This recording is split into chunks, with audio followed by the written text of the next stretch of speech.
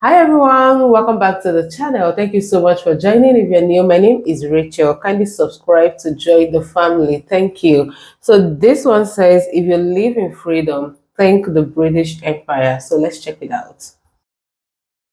PragerU. Over the last 400 years, what power has done the most to spread the ideals of limited government, an independent judiciary, certain inalienable rights, and free markets?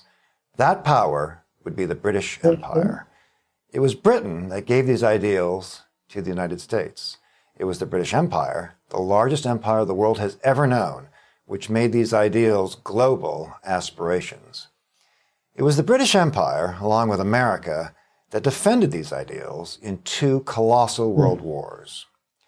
Freedom was an Englishman's right, and wherever he went, he took that right with him, whether he was an English colonist in America, governing himself through a locally elected assembly, or an English adventurer like Sir Stamford Raffles, creating the free market city-state of Singapore, or an English officer like T.E. Lawrence, leading Arab tribesmen against the Turks. The British always thought of themselves as liberators, as bringers of freedom. The British believed the final and necessary justification of their empire was a moral one. The British kept the peace. They brought sound, honest administration. And they insisted that basic moral standards were honored. The British did not try to nation build in the way we think of it now. They were under no illusions about making Arabs or Afghans or Zulus into Englishmen. They were more than content to leave people alone, to let them be themselves, to govern them with the lightest possible hand.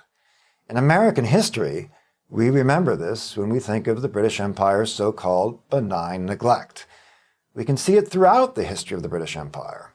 Think about the vast territory of the Sudan. It was governed by 140 British civil servants. Even Gandhi praised the British Empire, paraphrasing Jefferson, saying that he believed that the best government was the government that governed least, and that he found that the British Empire guaranteed his freedom and governed him least of all. In the defense of freedom, the empire drew moral lines. No power did more to abolish slavery and the slave trade in the modern world than did the British Empire. The British Treasury spent in Well, some Americans feel it was Americans who actually fought hard to abolish slave trade. I've had people, arguing about this in my comment section of this video that I'm going to link here. But do you really think that this argument is necessary? Because for me, I don't think it is necessary. All that matters is that we are humans and we should all be treated equally as humans, whether you're white, you're black, you are whatever. The most important thing to me is that we all have blood flowing through our veins. So the argument, in my opinion, shouldn't even come up, enormous right? sums to liberate slaves and compensate slave owners in the Caribbean. The Royal Navy had as a primary duty the eradication of the slave trade, and in fact abolishing the slave trade became a major factor driving the expansion of the British Empire. The British enforced a Pax Britannica, putting down pirates, taming headhunters, and keeping the peace between previously warring tribes and religions. While respecting and often ruling through local leaders, the British still insisted on certain Judeo-Christian moral standards. They were not, in that respect, multiculturalists. They had a firm sense of right and wrong. When Sir Charles Napier was confronted by the practice of suttee, widow burning, in India, he told the Brahmin priests involved that he understood it was their custom. But the British had a custom too. They hanged men who burned women alive and their goods were confiscated.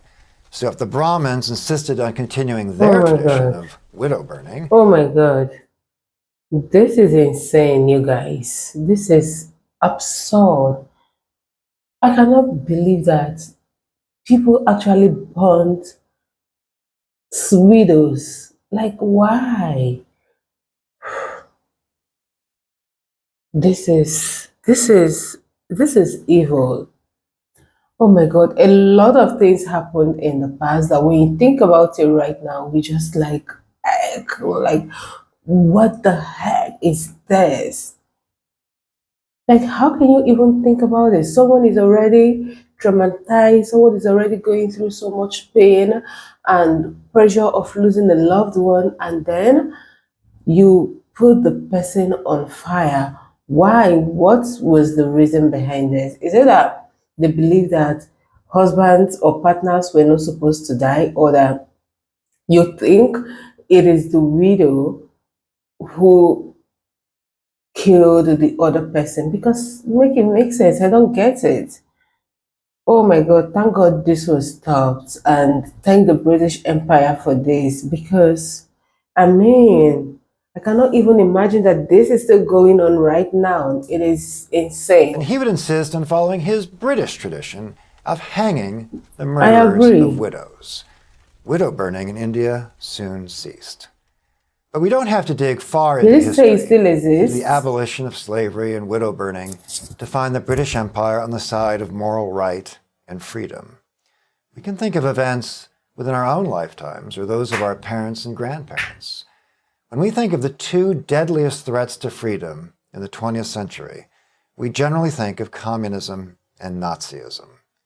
But how many remember that in 1940, after the Hitler-Stalin Pact, and after the fall of France, one power, the British Empire, stood alone in mortal combat against the combined tyrannies of the world? Even where the British have merited criticism, as in Ireland, there is more to the imperial story. During negotiations to create the Irish Republic, for instance, British Prime Minister David Lloyd George, who could speak Welsh, reminded the Irish nationalist and Gaelic extremist Eamon de Valera that the Celts never had a word for republic. It was an idea given to them by the English. This is our own history, too. If you love America, you should also love the power that gave us our sense of inalienable rights, rights traceable back to Magna Carta. It all started in America with the British Empire, a great liberty-loving empire. It is the empire's legacy, the English-speaking world, that remains the great global guardian of freedom today. I'm H.W. Crocker for Prager University. Thanks for watching. To keep our videos free, click here. Thank you so much. This was so insightful. Like, I cannot even begin to imagine all the efforts, all the thoughts, all the pains, all the stress that went into bringing freedom to humans. To think that there was a time that widows were burnt, there was a time that people were sold to serve, people who are perceived or believed to be greater than them. People were chained, people were deprived of food and drinks and water.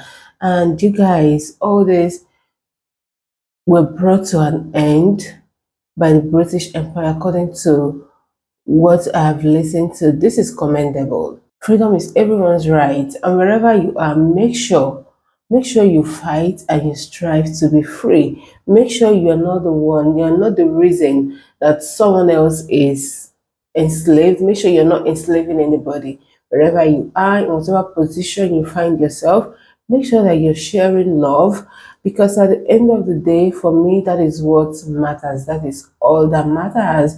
We are all human beings. We all deserve freedom. We all deserve to live. We all deserve love, to be loved. Kudos to everyone that worked to make sure that some kind of practices actually ended. Thank you so much for watching this video. Kindly give me a thumbs up if you enjoyed watching it. Subscribe to my channel, you guys, please. Let me know what your thoughts are in the comment section, and I'll see you all in another one. Bye.